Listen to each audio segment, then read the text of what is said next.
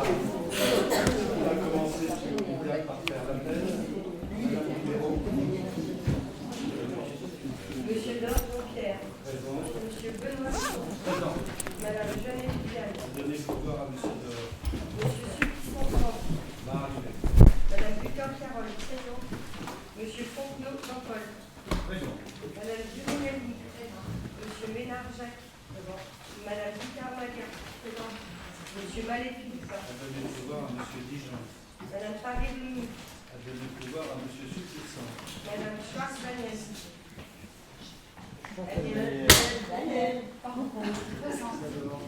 Monsieur Joseph Philippe. Monsieur Sillet Jean. Monsieur Coquelin Jean-René. Madame Dubois Christiane. Monsieur Terrier Charles. Madame Babaroni. Madame Picot Marie-Claire. Monsieur Delandre Dominique. Madame Lajuste Isabelle. À donner le pouvoir à Madame Butor. Madame Denis Cécile. Madame Ribeiro Nathalie. Monsieur Guillaume Jean-Noël. À donner le pouvoir à Monsieur Coquelin. Madame Deschamps Delphine. À donner le pouvoir à Madame Guittard. Monsieur Meunier Rémy. Absent. Madame Piquet Guylaine. Présent. Monsieur Nota Bruno. Oui. Monsieur Villa Christian. Présent. Madame Gabrielle Lise. Présente. Monsieur Bellavès Christophe. Présent. Monsieur Grandjean Guillaume. Présent. Monsieur Profil Alphonse. Présent. Bien, merci. Donc nous avons le quorum. Bien, le point numéro 1, ce sont les décisions qui ont été prises depuis la dernière séance du mois de décembre. Est-ce qu'il y avait des observations? Non. Donc, les adopter, merci. Le point numéro 2, donc on va rentrer dans le dossier du budget de la ville. Madame Guittard. Mes chers collègues, voilà, le budget qui vous est proposé a été établi sur la base des prévisions retenues lors des orientations budgétaires présentées le 19 décembre dernier. Ces prévisions reposent sur un effort important et durable de la maîtrise de la dépense publique, tout en maintenant un niveau d'investissement nécessaire au développement de la ville de Montargis et en limitant la pression fiscale. Il vous sera proposé de maintenir le taux des 3 taxes, à savoir la taxe d'habitation 19,9%, la taxe sur le foncier bâti 35,22 et sur le foncier non bâti 43,02. Globalement, le budget s'élève à 35 524 534 euros contre 31 697 410 en 2016, soit une augmentation de 12,07%. Ce budget se décompose de la façon suivante.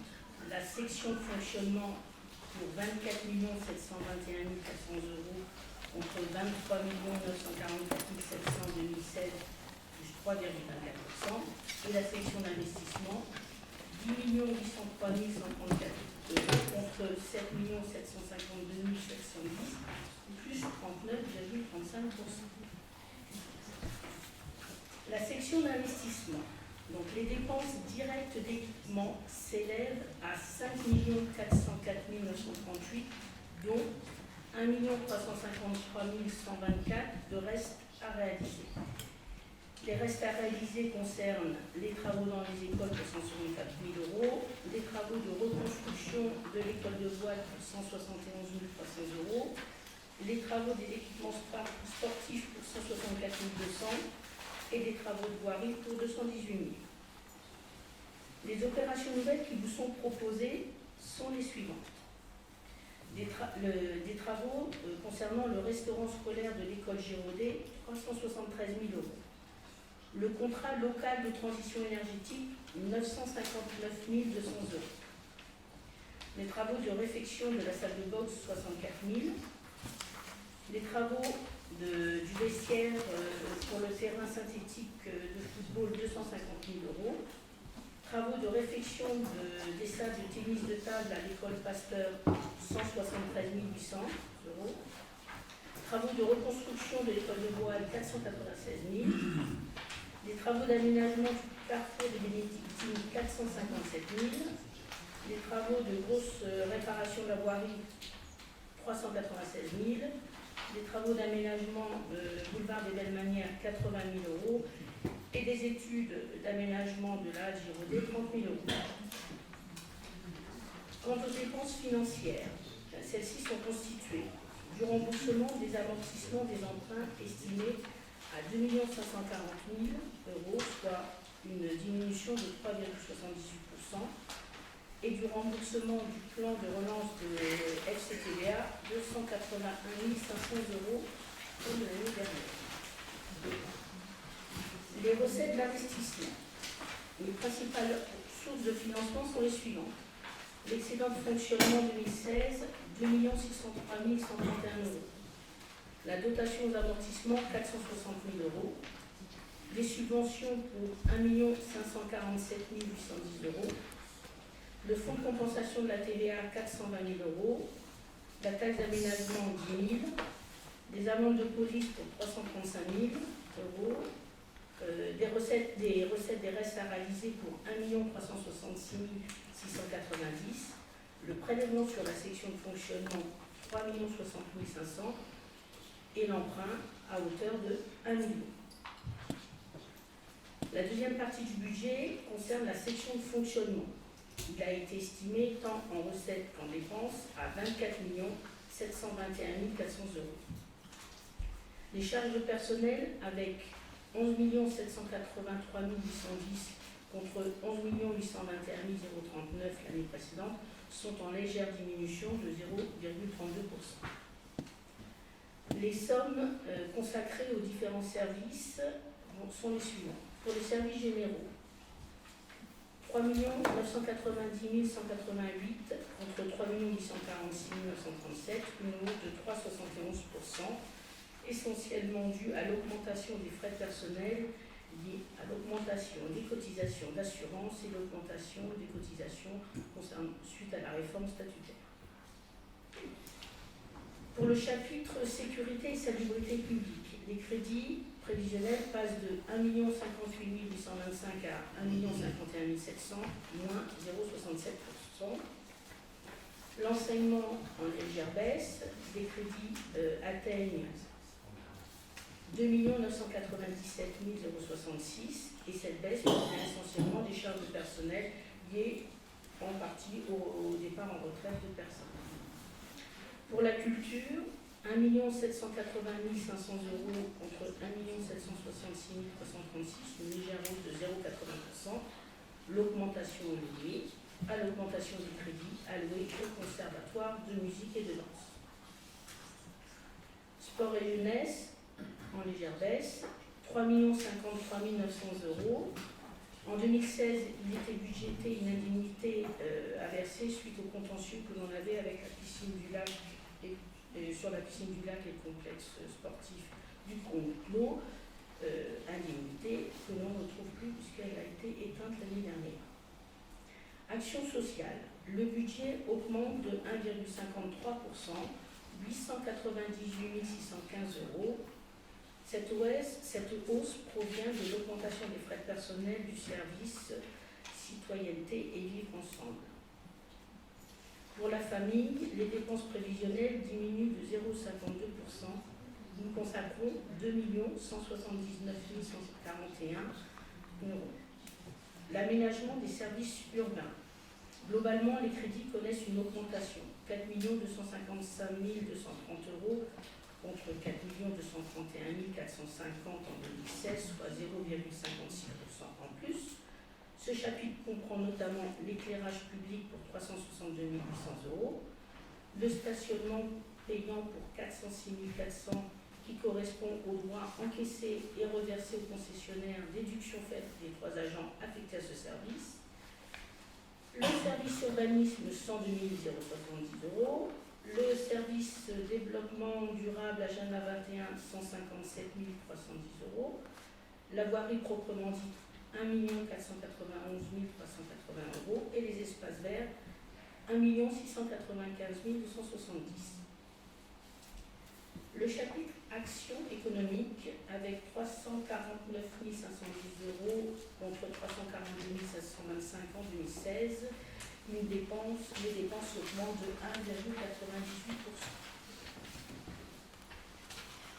Les opérations financières. Pour l'essentiel, ces opérations financières comprennent les intérêts des emprunts contractés à ce jour, estimés à 560 000 euros comme en 2016, auquel on ajoute le capital des emprunts qui figure au chapitre 911 de la section d'investissement, 2 540 000 euros. On obtient l'annuité qui se monte à 3 100 000 euros, moins 3,12%. Cette annuité correspond à 13,39% des recettes réelles de fonctionnement contre 14,03% l'année dernière. Avec le chapitre 934 et 939, nous abordons les opérations d'ordre entre sections. Celles-ci comprennent la dotation aux amortissements, 460 000 euros destinés au financement des dépenses d'investissement. Et au chapitre 939, le virement de la section d'investissement, 3 60 500 euros. Après ces mouvements d'ordre, il reste à examiner les dotations de l'État et les ressources fiscales qui se répartissent comme suit. La dotation globale de fonctionnement, au titre du redressement des comptes publics. Celle-ci sera à nouveau diminuée. Son montant a été estimé à 4 357 000 euros, montant encaissé pour mémoire en 2016, 4 642 000 euros. Donc une baisse de 6,16%. La commune aura subi une perte de la dotation globale de fonctionnement depuis 2013 de plus de 1 451 000 euros. Les dotations globales ont été estimées respectivement comme suit. La dotation de solidarité urbaine, 2 millions d'euros. La dotation de solidarité rurale, 256 000 euros. Et la dotation de péréquation, 67 000 euros. Pour ce qui concerne les concours financiers attribués par l'État au titre des dégrèvements et exonérations d'impôts locaux, ceux-ci ont été estimés au montant suivant. La dotation de compensation pour la taxe d'habitation, 338 800, la compensation pour la taxe foncière, 98 500, et la compensation pour la taxe professionnelle, 23 300. Il en reste encore un. S'agissant des attributions versées par l'AME, alors on distingue l'attribution de compensation, 283 800 euros, c'est identique que 2016, et la dotation de solidarité, 160 000 euros, qui me semble en baisse. Le fonds de péréquation des ressources intercommunales et communales, le FPIC. En 2016, nous avons reçu 230 858 euros. En 2017, on l'a estimé à 232 000 euros. Les recettes fiscales bénéficieront d'une revalorisation forfaitaire des bases d'imposition de la taxe foncière sur les propriétés bâties et taxes d'habitation de 0,4%. Elles ont été estimées à 9 885 000 contre 10 430 000 au BP 2016. Et pour mémoire, les recettes encaissées en 2016 ont été de 9 877 000 euros. Le vote des taux des trois taxes sera inscrit à la prochaine séance du conseil municipal après que la trésorerie générale nous aura notifié les bases prévisionnelles de fiscalité. Néanmoins, nous vous proposerons de maintenir ces trois taxes qui sont sans augmentation depuis 2012. Et en conclusion, je fais un appel au gouvernement.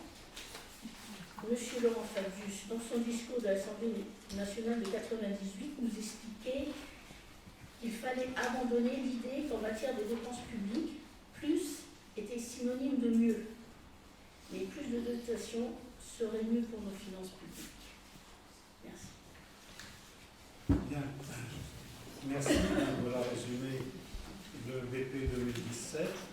Donc c'est un budget qui est responsable compte tenu de la situation financière liée à la loi de finances, compte tenu de la faible marge de manœuvre fiscale, puisqu'on ne souhaite pas augmenter les impôts.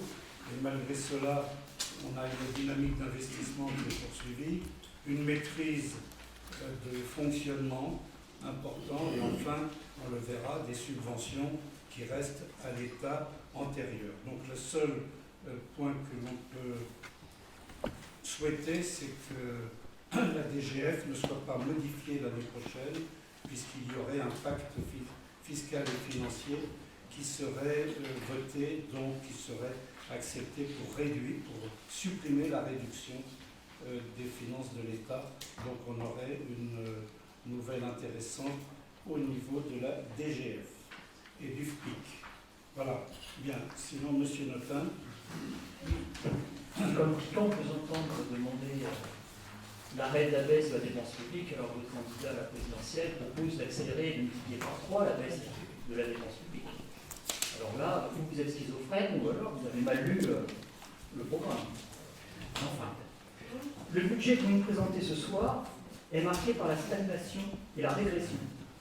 Stagnation au vu de la faiblesse de la section d'investissement.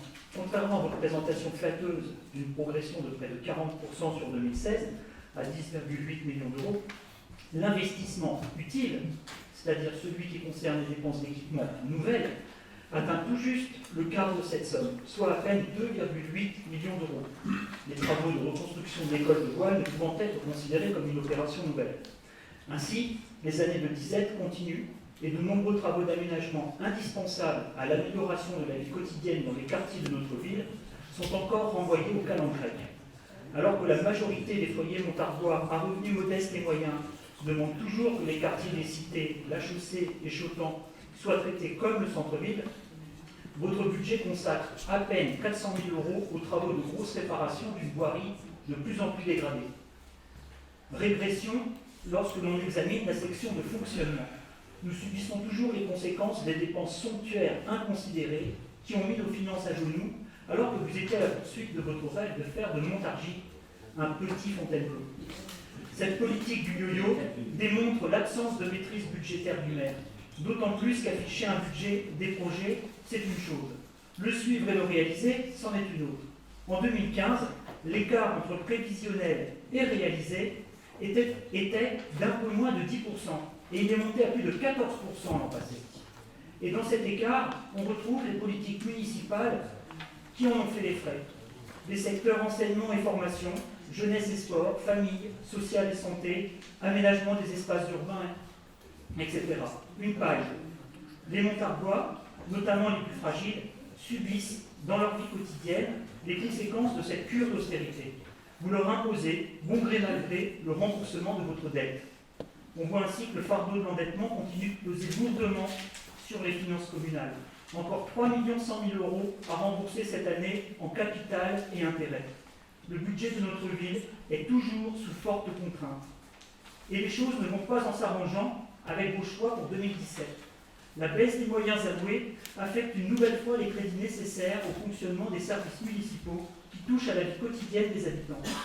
Elle se traduit également par la diminution systématique du personnel communal. Encore 13 emplois d'agents titulaires supprimés. Il n'est donc pas surprenant que nombre de nos concitoyens quittent notre ville chaque année. Les statistiques de l'INSEE en attestent, comme le montre le chiffre de la population totale, qui figure en page 1 du document budgétaire et qui est en baisse permanente depuis une décennie.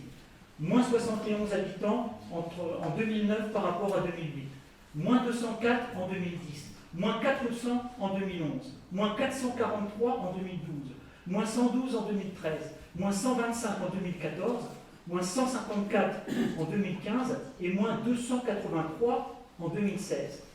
En résumé, en 8 ans, la population totale de Montargis a perdu près de 1800 habitants. Et la saignée continue. Notre ville se vide, vieillit et s'affaiblit. Outre les causes que je viens d'évoquer, votre politique du logement porte une grande part de responsabilité. Vous avez détruit plus de 300 logements sociaux pour faire partir leurs habitants vers les communes voisines.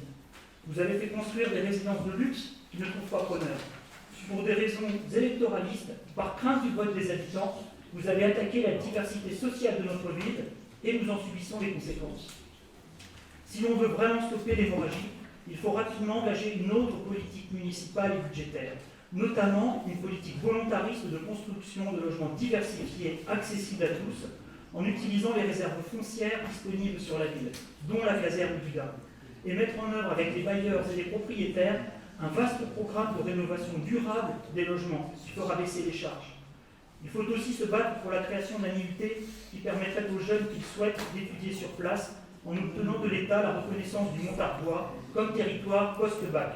Toutes les villes moyennes qui ont des étudiants gagnent en habitants et en dynamisme. Dans la mesure où votre budget tourne complètement le dos à ces choix novateurs, nous invitons l'Assemblée municipale à le repousser. Merci, Madame Gabrielle. Oui, comme l'année passée, nous regrettons que la préparation de ce budget n'ait pas été accompagnée d'une présentation en commission pour chaque service, du bilan 2016 et des perspectives 2017. Alors pour réfléchir aux choix qui sont faits dans le budget de fonctionnement, nous aurons seulement le droit de commenter les lignes achat et variation de stock, services extérieurs, autres services extérieurs, charges de personnel, sans d'ailleurs connaître l'effectif de chaque service, puisque l'information nous a été refusée. Donc impossible pour nous de formuler un avis sur ce budget de fonctionnement. Ce que nous notons tout de même en fonctionnement, donc une augmentation du budget, alors que les dépenses réelles de fonctionnement restent à peu près stables. L'augmentation de ce budget sert en fait à financer les investissements, avec 1 million d'euros en plus par rapport à 2016 de virement à la section d'investissement. On note aussi une diminution de la recette fiscale pour la première année, malgré la revalorisation annuelle des bases. Cette diminution n'est que partiellement expliquée par l'abattement de taxes foncières consenties aux bailleurs sociaux dans le cadre du contrat de ville. Et nous notons également une diminution de 15 équivalents temps plein en poste pourvus entre 2016 et 2017. Si on superpose cette information au retard de plus d'un an dans les comptes rendus du conseil municipal, on se dit qu'il y a peut-être des questions de ressources humaines à soulever. Mais encore une fois, nous n'avons pas les informations sur les effectifs par service. Alors concernant le budget d'investissement, là on a l'espoir d'y voir un peu plus clair car les projets sont identifiés. Nous notons que par rapport au débat d'orientation budgétaire de décembre, les travaux de la halle Giraudet ont été repoussés. Donc nous espérons que cela laissera le temps de construire un projet impliquant mieux les acteurs et laissant peut-être la place aux producteurs locaux, aux circuits courts, voire aux chantiers d'insertion. Cependant, l'utilisation du budget du contrat local de transition énergétique reste encore assez floue pour nous. Je ne retrouve pas, par exemple, dans les montants des recettes d'investissement labellisées CLTE, les 80% des dépenses labellisées CLTE. Donc je reformule encore une fois ma demande d'avoir un bilan chiffré des inondations et une liste précise de ces travaux liés aux inondations, dont ceux subventionnés par le fonds du contrat de transition énergétique. Et toujours dans ce contrat, nous émettons un énorme doute sur la pertinence énergétique et économique du raccordement de l'école Pasteur à la chaufferie bois. Cette opération est affichée avec un coût de 328 000 €, soit l'équivalent de 13 ans de facture de chauffage pour l'école Pasteur. Alors on se demande pour quelle économie sur la facture de chauffage, puisqu'il faudra bien payer Dalkia à la place du gaz ou du fioul. Alors vous allez peut-être me répondre que la chaufferie bois c'est plus écologique, sauf que là il faut quand même faire traverser le loin aux tuyaux qui transporteront l'eau chaude, donc l'isolation va devoir être costaud. C'est déjà fait. Et à un moment, l'énergie la plus propre, c'est celle que l'on ne consomme pas. Donc pour 328 000 €, on aurait pu envisager des travaux d'isolation thermique de l'école Pasteur, ce qui aurait réellement fait baisser la facture énergétique. Et donc ne serait-ce que pour ce dernier point, nous nous opposons à ce projet de budget 2016. Et Merci. pour finir, on a appris incidemment au Conseil d'Alcom qu'il y aura au budget 2017 de l'AME des crédits pour les travaux à la caserne Gudin et rien dans le budget de Montargis. Donc le développement du futur quartier Gudin sera exclusivement porté par l'AGLO et pas du tout par la commune. Merci. D'autres, M. Belavès? D'accord. Bien, donc j'ai écouté vos discours. Je pense qu'on a vu tout cela en commission générale. Monsieur le Président, vous aviez posé ces questions, vous avez eu des réponses. Donc je pense qu'il y a peu de choses à répondre. Simplement, je dirais à M. Notin que tous les centres-villes de France sont en diminution, et vous le savez, et que maintenant il faut pouvoir compter la population non plus sur les centres-villes, mais sur les communautés de communes, communautés d'agglomération, qui au contraire sont croissantes, comme vous le voyez. Deuxièmement, je voudrais vous redire que l'IUT, vous qui connaissez bien l'éducation nationale, vous savez bien que c'est interdit, que ça ne se fait plus, que le recteur d'académie a répondu lui-même qu'il n'y avait plus de création d'IUT, que ça avait été remplacé à un moment par les licences professionnelles, et il n'y a plus d'IUT en France, où que ce soit. Il y a simplement dans pas mal de villes qui sont des préfectures, des établissements d'enseignement supérieur, mais qui ne sont pas des villes. Alors, les derniers points, bien entendu, je souhaite qu'on mette à l'abri les habitants de votre politique que vous décrivez, parce que ce serait vraiment un retour en arrière. Je crois que, je vous l'ai dit tout à l'heure, il y a une dynamique d'investissement qui a été importante pendant de nombreuses années, et heureusement qu'elle y a été, puisqu'on avait des taux bancaires faciles, qui étaient tout à fait avantageux, et qu'on ne pourrait plus faire demain ce qui a été fait hier, c'est-à-dire remettre la ville en état, comme elle était catastrophique avant. Et je me souviens de l'école Jean Moulin, les 2 piscines, les gymnases Grand Clos, Féminin, Puiseau, les stades Béraud, Champfleury, etc., le quartier du Port, quartier Kennedy, quartier Chaussée. Vous pouvez toujours les critiquer, mais ils ont été considérablement transformés. La restauration de l'église Sainte-Madeleine, la salle des fêtes et autres. Donc maintenant, on ne pourrait plus faire ces investissements, donc tant mieux, ça a été fait. Maintenant, il faut travailler avec la situation économique nationale qui est difficile, avec effectivement des difficultés économiques du pays et des dotations qui en sont réduites. Mais je vous l'ai dit, quels que soient les successeurs, le Parlement a voté un stop and go sur la DGF des communes, c'est-à-dire qu'il y aura la stabilité et non plus de réduction de la DGF pour l'année 2017 et 2018. Voilà, et d'autre part, on n'augmente pas les taux d'imposition comme l'ont fait des communes voisines. Voilà, donc j'ai compris vos critiques. Je voudrais répondre à Mme Gabriel sur la halle Giraudet. Non, elle se fera. Simplement que le plan qui nous a été fourni n'était pas un bon plan, et donc nous l'avons remis en cause avec l'architecte en lui demandant de considérablement modifier. Donc on y a mis simplement les frais d'études, et on le fera à la DM, puisque ce sera fait avant la fin de l'année. Voilà, donc des oppositions.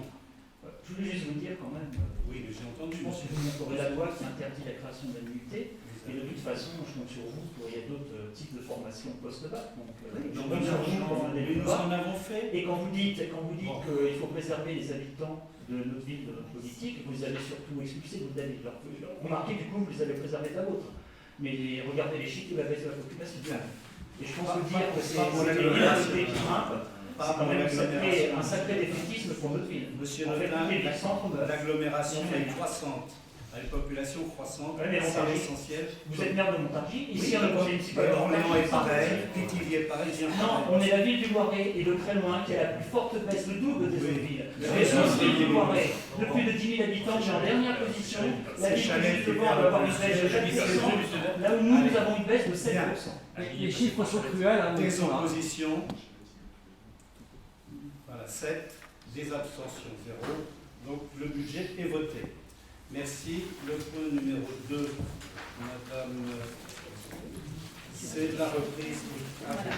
Donc, comme les années précédentes, il vous est proposé de reprendre le budget 2017 par anticipation des résultats de l'exercice précédent. Constatant que le compte administratif 2016 provisoire représente un excédent de fonctionnement de 4 163 197,27 €. Un déficit d'investissement de 2 603 130,98. Le maire propose d'affecter le résultat de fonctionnement de l'exercice 2016 comme suit. Virement à la section d'investissement 2 603 130,98 €.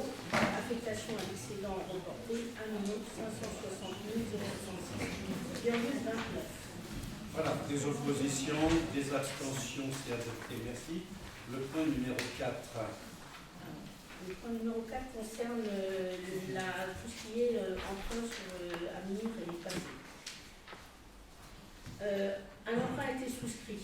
Cet emprunt, c'est un emprunt de 1 million auprès de la Caisse d'épargne multi-index sur une durée maximum de 29 ans. Un emprunt a été mobilisé. Il s'agit d'un emprunt de 600 000 € souscrit auprès de la Banque Postale en 2015. Il est à un taux fixe trimestriel de 1,57% sur une durée de 14 ans et 1 mois. Compte tenu des subventions encaissées, le maire précise que l'emprunt de 1 million souscrit auprès de la Caisse d'épargne n'a pas été mobilisé en 2016. Pour 2017, il est proposé de donner délégation au maire pour contracter les produits nécessaires à la couverture du besoin de financement de la collectivité ou de la sécurisation de son encours, conformément aux termes du Code des collectivités territoriales, dans les conditions et limites ci-après définies. Alors, en date du 1er janvier 2017, l'encours de la dette présente les caractéristiques suivantes.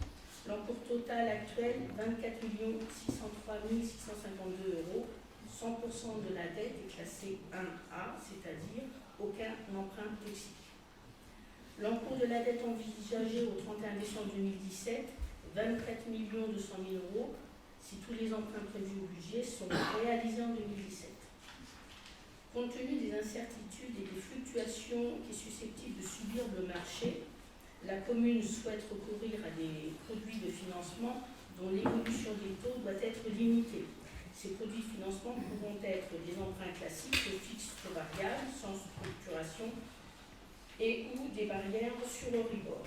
Le produit de financement pour le présent exercice budgétaire sont autorisés pour un montant maximum de 1 million, comme inscrit au budget, et la durée du produit ne pourra excéder 30 ans. Je vous fais grâce des index. Pour l'exécution de ces opérations, il est procédé à la mise en concurrence d'au moins 2 établissements spécialisés. Les frais de dossier et commissions sont limités à un maximum de 0,3% de l'encours visé par l'opération.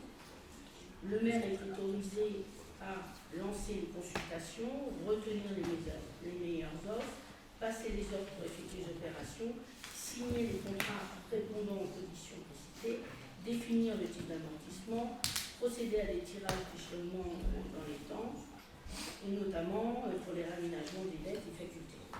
Et enfin, à conclure tout avenant destiné à introduire des contrats.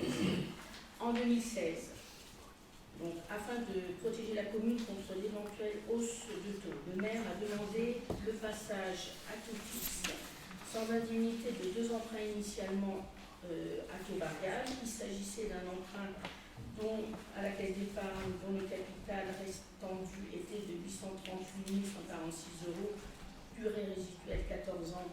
Le taux fixe a été mis à 1,39%. Et un autre emprunt sur la Société Générale de 1 364 143 €, dont la durée résiduelle était de 18 ans. Il a été fixé à 1,33%. La commune n'a pas eu recours à des opérations de couverture de taux en 2016, celle-ci étant assortie d'une marge trop importante. La commune décide néanmoins, dans un souci de gestion active de sa dette, de se donner la possibilité de recourir à des opérations de couverture des risques de taux pour les 2 emprunts suivants. Un emprunt dont le capital restant dû est de 2 384 000 € et un autre dont le capital restant dû est de 1 343 000 €. La durée des contrats de couverture ne pourra être supérieure à la durée des emprunts auxquels les opérations sont adossées.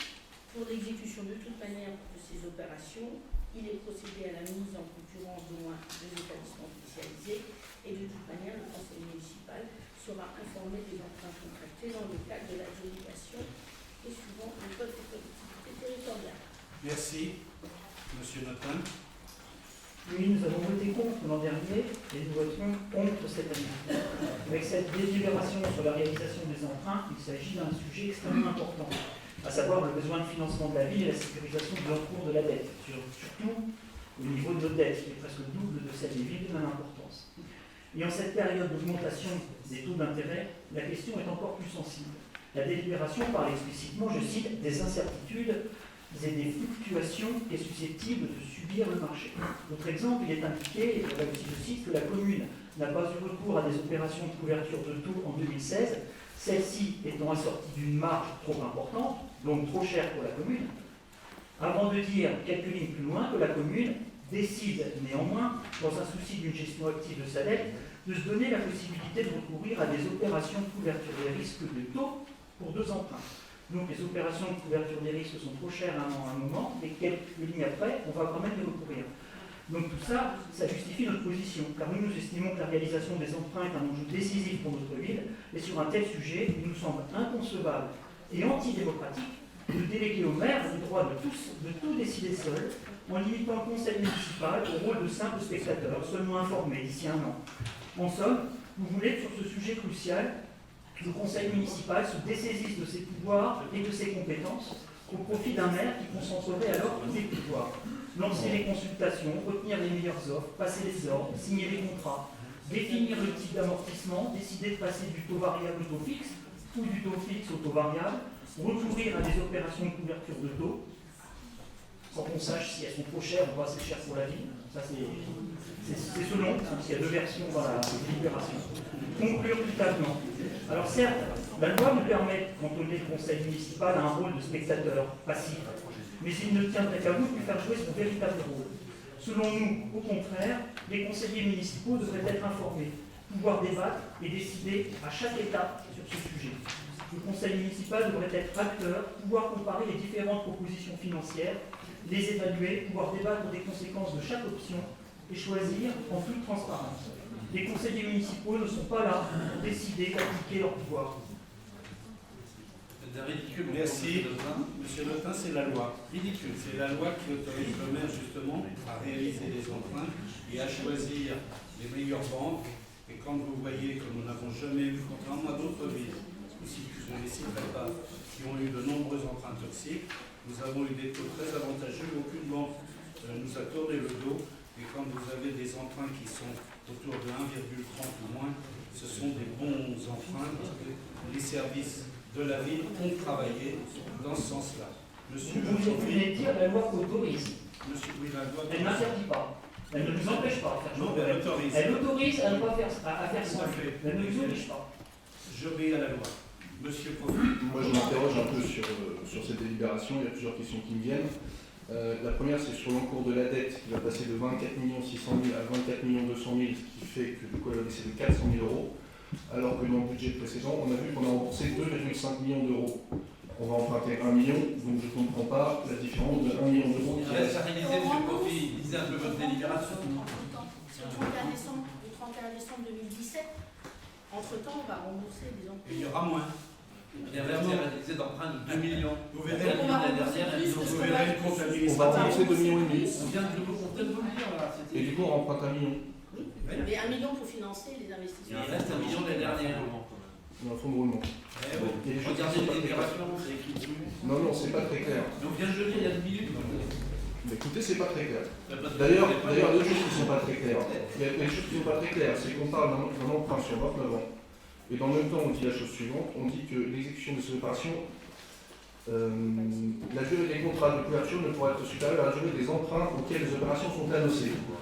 Et ça pose pas de question, puisque aujourd'hui, on a un emprunt de 24 millions, on a un amortissement de 460 000 euros, c'est ce qu'on a vu sur le budget précédent.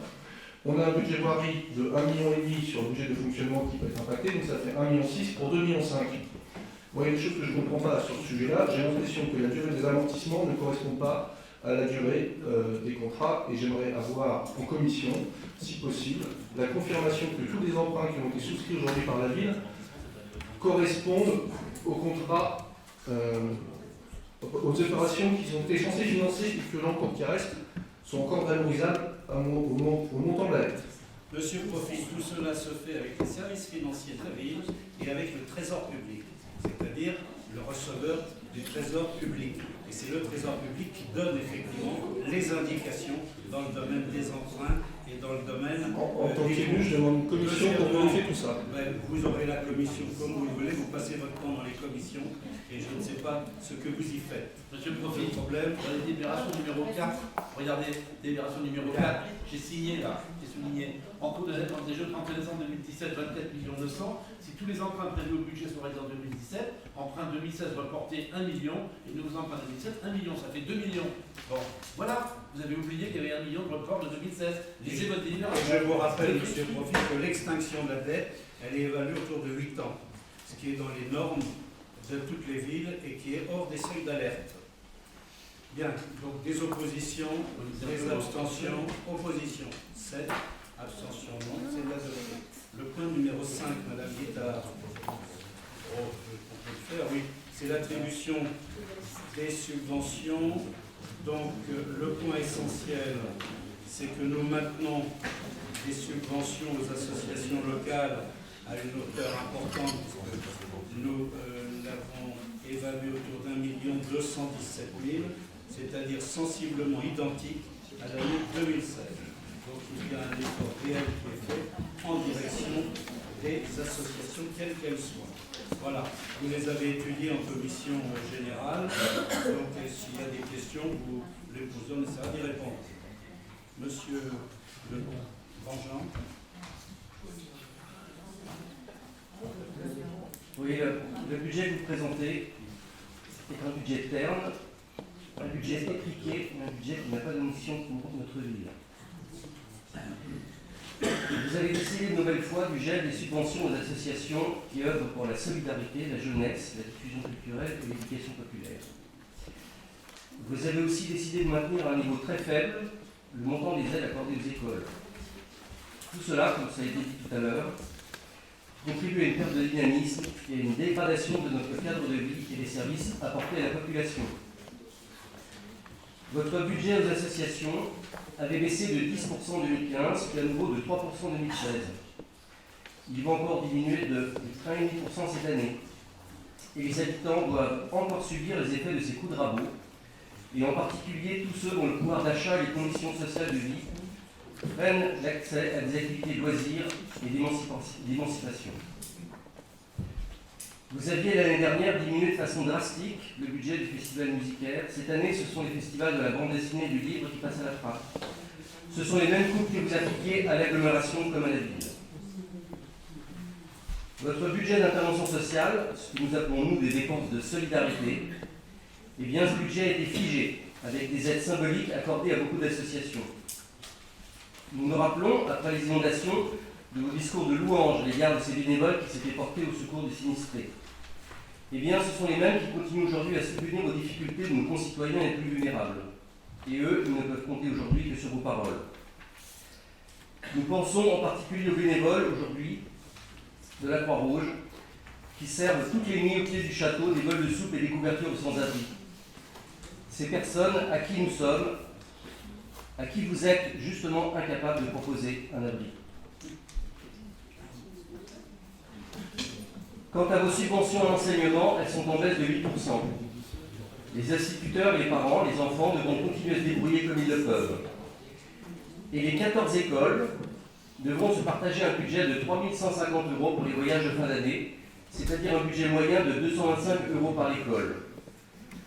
Je vous fais l'économie du calcul par écolier de faire la subdivision par le nombre de petits Montargois. Le chiffre est tout simplement dérisoire. Nous vous l'avons rappelé, Montargis est une des villes les plus pauvres du Loiret. Le taux de chômage est le double de la moyenne nationale. Et c'est pour cela qu'il faut se battre. Nous voulons voir grandir ici des jeunes épanouis, formés avec des projets d'avenir. Et c'est à la municipalité d'agir pour encourager, pour accompagner toutes les initiatives dans les écoles, dans les quartiers, et pour améliorer le sort de tous ces jeunes et leurs familles. Le bien vivre ensemble, l'éducation, la solidarité, ce ne sont pas des mots à jeter en l'air. Ce sont des valeurs qu'il faut défendre. Et cela demande du courage et des convictions. Et malheureusement, votre budget répond à une logique purement comptable, et ce sont des mauvais coups portés à Montargis. Parce que notre ville a besoin d'une politique associative créative et solidaire. Et pour finir, nous l'avons également souvent rappelé dans cette salle, comment voulez-vous que les associations puissent vivre quand elles se voient facturer l'utilisation des salles municipales, des salles qui d'ailleurs auraient toutes besoin d'un bon coup de peinture. Je pense en particulier à la salle Mandela, avec ses fameuses ponts sales et cassés. Ces équipements, vous devez les entretenir et les mettre à la disposition des habitants, parce qu'il s'agit d'un patrimoine commun, acquis avec les impôts de tous. Mais t'as ce défait qu'on facture. Dis n'importe quoi. Mais oui, mais c'est n'importe quoi. Non, monsieur Pigeon. Une fois par an, vous donnez la gratuité une fois par an aux associations. Voilà, une fois par an. Ce qui veut dire que les associations ont le droit de se réunir et de mener leurs activités une fois par an. Donc c'est bien ce que nous disons et ne racontez pas ce contraire. Et donc pour toutes ces raisons, nous nous abstiendrons sur le vote de ce budget. Bien, Madame Gabriel. Oui, nous aussi, nous voulions souligner le montant de 3 150 € attribué aux 14 écoles pour les voyages de fin d'année, qui effectivement rapporté au nombre d'écoliers représente un peu moins de 2 € par enfant. Évidemment, les écoles, les maîtres et les parents d'élèves se débrouillent pour que les enfants puissent organiser les sorties. Donc, qui financent, ce sont les parents, et les parents qui se donnent du mal à organiser des kermesses, des ventes de gâteaux, des lotos et j'en passe. Et cette année dernière, entre le plan Vigipirate et les inondations, quelques écoles n'ont pas pu faire leur rentrée dessous, et les associations de parents sont bien normales de financer les voyages cette année. Alors vous allez me dire qu'il n'y a peut-être pas eu de demande et que c'est pour ça qu'on ne subventionne pas plus que les parents n'ont pas demandé. Et je trouve ça d'autant plus inquiétant que les écoles ne pensent pas à venir demander pour les voyages de fin d'année. Mais elles ne partent pas toutes. Bien, Donc ça va se Monsieur Profil. Moi, je voulais juste faire un remercier M. Chupisson pour la commission qu'on a eue sur les finances et les subventions, et M. Coquelin aussi pour sa visibilité qu'il donne sur ces budgets. Bien, Monsieur Notin. Oui, moi j'ai une question. Une question qui concerne la subvention du CCAS. Parce que beaucoup de Montarois me disent que les barèmes ont changé. Les barèmes de l'aide alimentaire. Et que les barèmes qui sont maintenant appliqués sont les barèmes été des Restos du Cœur. Et les barèmes été des Restos du Cœur, ils sont 2 fois moins favorables.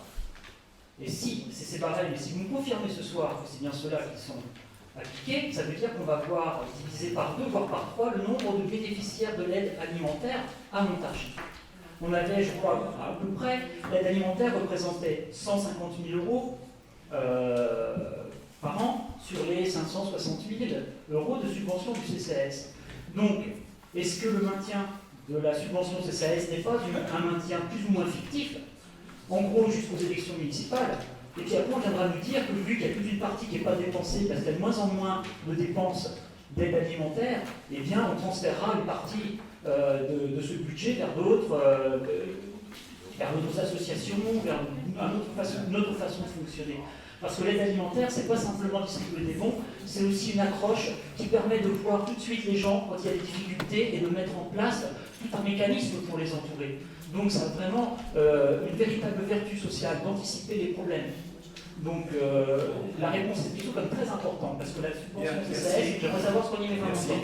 Monsieur Notin, vous avez une personne de votre mouvement qui fait partie du conseil d'administration. C'est pas ça.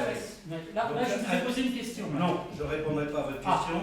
Madame Joannet n'est pas là. Je vais simplement vous dire que 567 000 €, c'est 10 fois plus que les communes voisines. Oui, c'est nous qui l'avons mis en place, on sait bien, et vous l'avez maintenu. Vous n'étiez pas là à ce moment-là. Monsieur Notin, vous n'étiez pas là. Ce que vous nous dites, on le sait.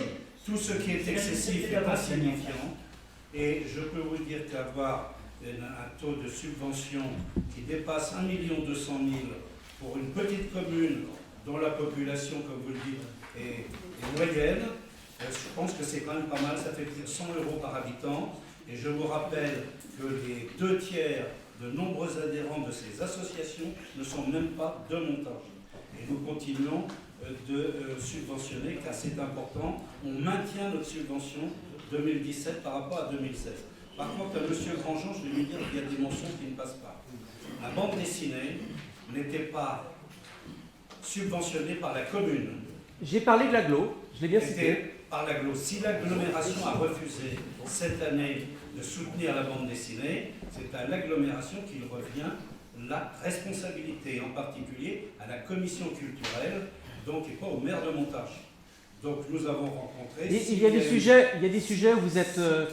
comment dire S'il y a eu des questions qui se sont posées, eh bien vous le savez parce que c'est paru dans les journaux, c'était des problèmes qui se sont passés entre le président de la bande dessinée et la commission culturelle. Donc à partir de ce moment-là, les choses ont été revues avec les membres de la bande dessinée, parce que moi je pense qu'il faudra reprendre un festival de la bande dessinée, et ce sera fait d'une autre manière que celle qui avait été présentée. Donc ne dites pas n'importe quoi. Alors est-ce qu'il y a des oppositions? Et l'aide alimentaire, vous répondez pas, c'est important, l'aide alimentaire. L'aide alimentaire est maintenue au CCAS de façon très importante. Donc vous ne répondez pas alors. Mais si, je vous ai répondu. Vous avez, Madame Piquet. Pardonnez-moi, très important, Oui. je redis devant le conseil Oui. municipal ce que j'avais Oui. déjà dit, le maximum à quoi peuvent prétendre Oui. les Montargois qui s'adressent à la ville représente le prix d'une baguette de pain par jour. Je le dis, il faut que les gens le sachent. Et Si vous voulez, avez vous avez entre défendu cette 80, vous avez entre, position. oui, donc vous ne venez pas CCAS. au conseil d'administration du CCAS pour d'autres raisons qui sont les vôtres, et ça je vous excuse, mais simplement de dire qu'entre 80 000 et 100 000 euros, 110 000 euros d'aide alimentaire, nous soutenons également d'autres, les Restos du Cœur, la Croix-Rouge sont soutenus, les Restos Chauds à l'ancien hôpital sont soutenus pour les personnes en difficulté, donc nous soutenons tout ce truc-là. Et comme vous êtes au-dessus de 500 000 euros, la moitié d'1 million d'euros au CCAS, alors que la commune d'Amilly, ça doit être 50 ou 60 000 euros, que la commune de Chalette, c'est 120 000 euros, que la commune de Villemandeur, ça doit être 30 000 euros. Donc il faut aussi voir ce qui se passe dans nos communes voisines. Montargis subit le problème de la ville-centre, rend des grands services, et plus d'1 demi-million pour le CCAS, ce n'est pas une mince somme. Donc tout ce qui est excessif devient véritablement insignifiant. Est-ce qu'il y a des oppositions? Oui. 3, 7. Abstentions. Alors 3 oppositions. 3 abstentions. Le point numéro 7, Madame 6, pardon. C'est quoi ça? Bon, il s'agit du taux des accidents de travail. Je m'excuse, monsieur Minas, je me suis trompé au conseil de la commission, c'est pas au CCS, c'est à la ville. On a eu 2 accidents de travail à la ville. Effectivement, les 2 personnes ont été absentes pendant 1 an et le taux mécaniquement du fait du contrat passe de 0,91 à 1,50%. Voilà. Donc, c'était des déclassements que je vous devais. Effectivement, je n'avais pas cette information-là quand on a eu la commission. Je crois que c'était un agent du CCS. Donc, on a eu 2 accidents de travail à la ville, accidents de trajet. Hein. Les 2 agents étaient agents pendant 1 an.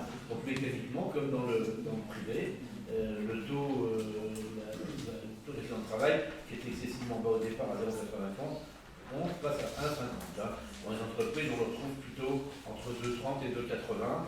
Donc, je ne dis pas que c'est une marge qu'on a, hein, mais il ne serait pas souhaitable qu'on aille trop vite parce qu'on a une grosse masse salariale. Donc, je regarde Madame Viola, qui se dit ceci quand elle voit ça. Effectivement, ça fait une somme relativement importante. Donc, il vous est demandé, effectivement, de signer cet avenant avec grâce à voix pour passer le taux d'accident de travail de 0,95 à 1,50, calculé sur la masse salariale afférente au personnel stagiaire. Bien, pas d'opposition, pas d'abstention, donc c'est à côté. Le point numéro 7,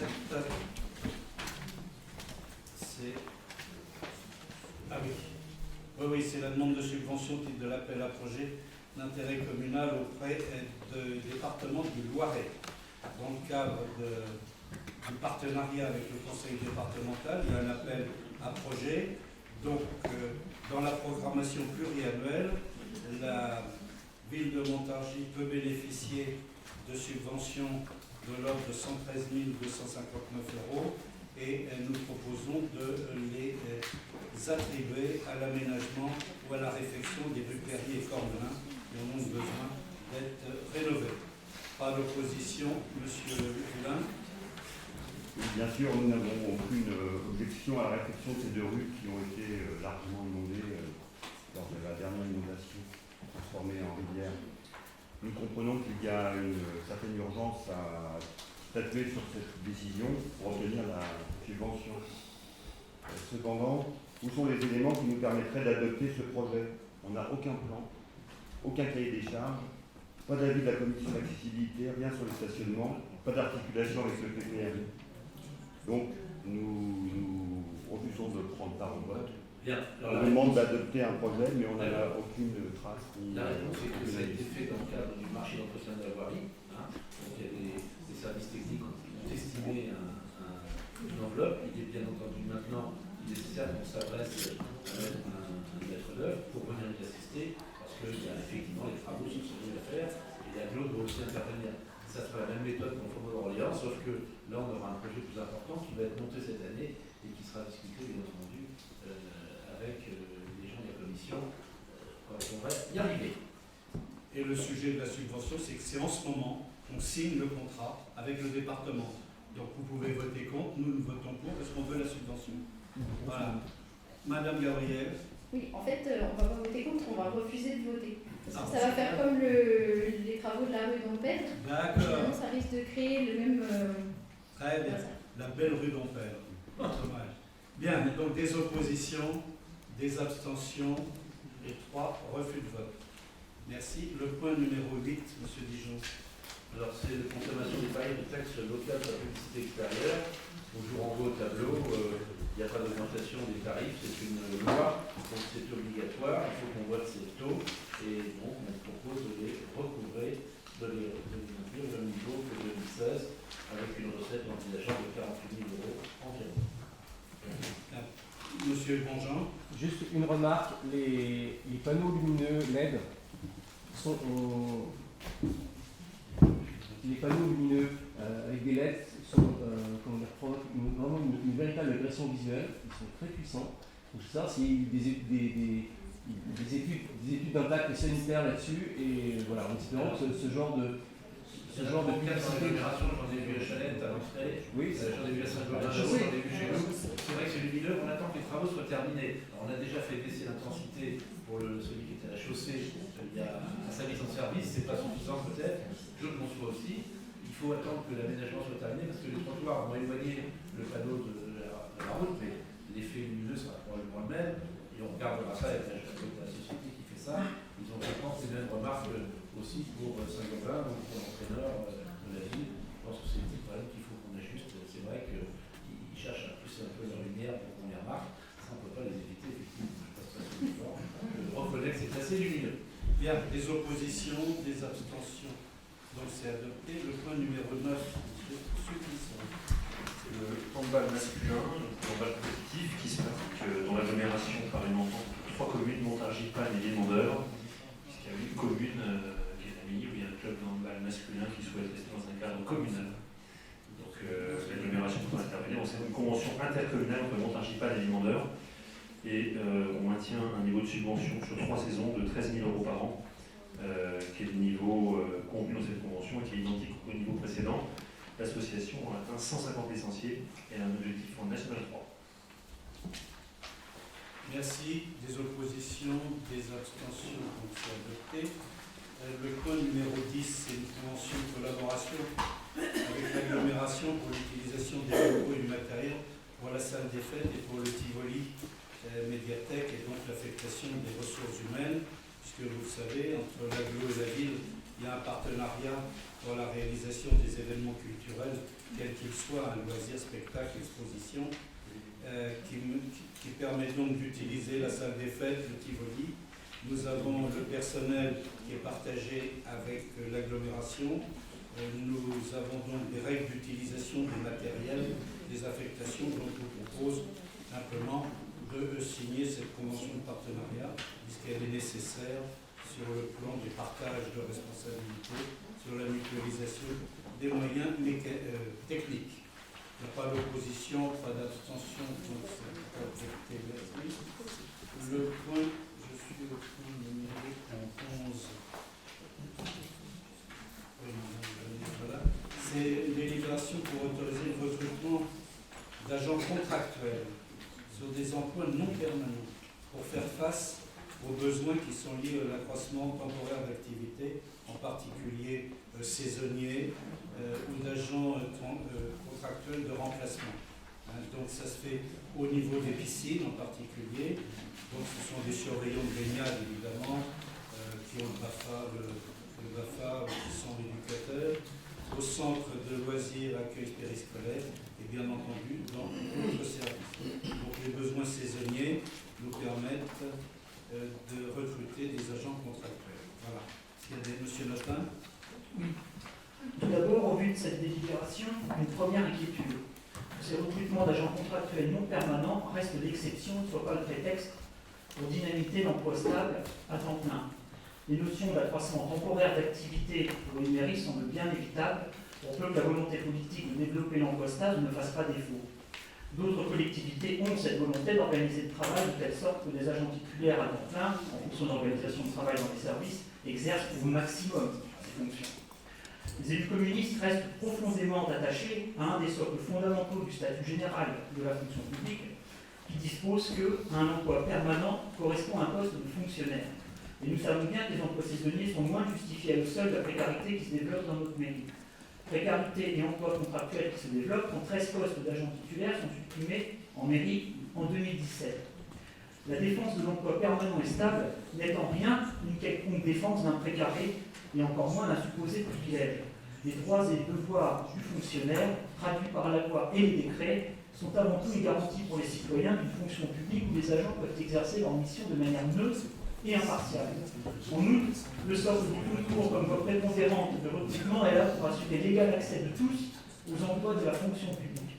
Ce sont les fondements essentiels que la contractualisation, quelle qu'en soit la forme, ne respecte pas. Or, de politiques libérales en dérives statutaires successives, cela fait de trop nombreuses années que la part du non-titulariat dans la fonction publique, environ 20%, atteint des proportions inacceptables. Seconde source d'inquiétude, c'est qu'en plus vous cherchez à payer au minimum les agents contractuels en cherchant à diminuer les effets de la réforme de la grille indiciaire qui permettrait aux agents contractuels recrutés de prendre environ 25 points d'indice. Vous avez même osé dire en commission qu'on ne pouvait pas augmenter de 150 € par mois des surveillants de baignade et que cette délibération, je cite, était une régularisation pour baisser la masse salariale. Est-ce donc si choquant que des salariés soient embauchés avec un meilleur salaire, surtout après des années de disette et de gel du point d'indice dans la fonction publique? Est-ce si choquant que leurs compétences et qualifications soient pour une fois un peu mieux reconnues, même si c'est insuffisant? Devons-nous vous rappeler la faiblesse des rémunérations dans la fonction publique, notamment la fonction publique territoriale? La grande majorité des agents de la mairie de Montargis n'atteindra pas les 2 000 € en fin de carrière. Enfin, puisqu'ils sont concernés en partie par cette délibération, est-ce bien logique d'aider les jeunes à passer leur BAFA et de lésiner ensuite pour reconnaître cette qualification et la rémunération qui devrait aller avec? Votre parade, pour remettre en cause cette amélioration de la grille, c'est de recruter, et ça on le voit quand on compare l'ancienne délibération et l'actuelle, c'est de recruter les agents un échelon en dessous de celui prévu par la délibération de juin 2014 que vous proposez d'abroger ce soir. De sorte que les agents recrutés ne bénéficieront d'un gain plus souvent d'une petite dizaine de points, soit environ 2 fois moins que ce à quoi ils pourraient prétendre avec la nouvelle grille issue du protocole des PCR.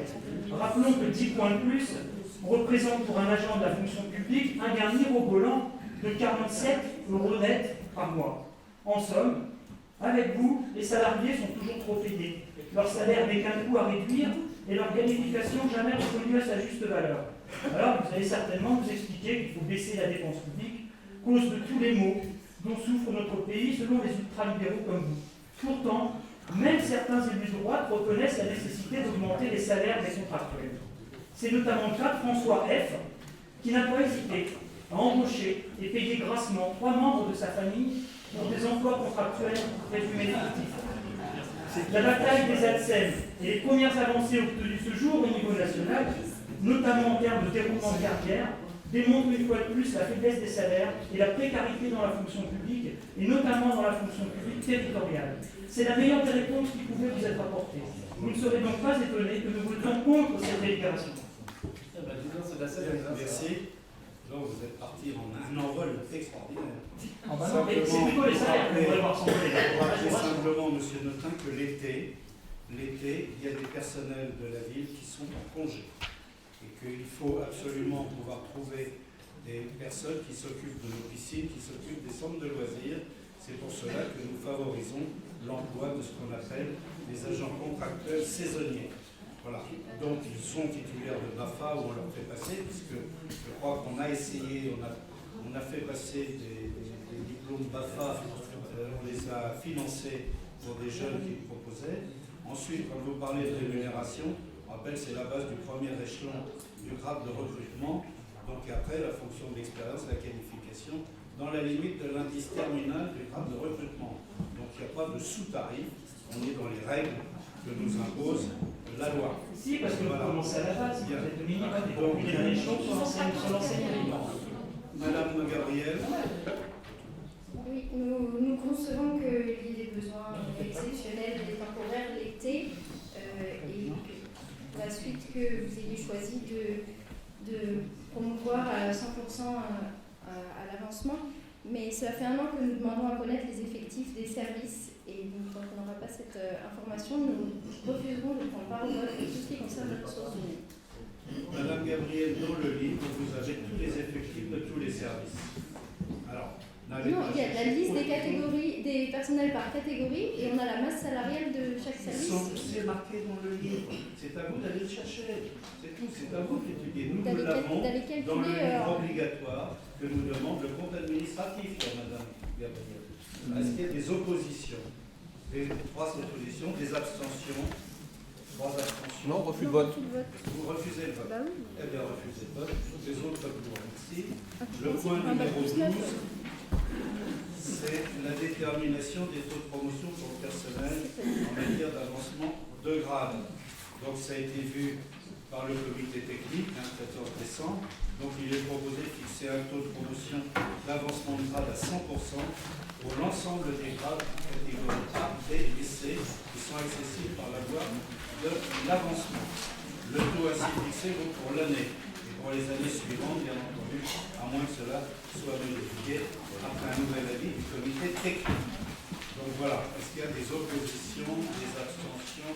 Donc c'est adopté. Merci. Le conseil est terminé. Je vous souhaite une bonne soirée et une bonne semaine.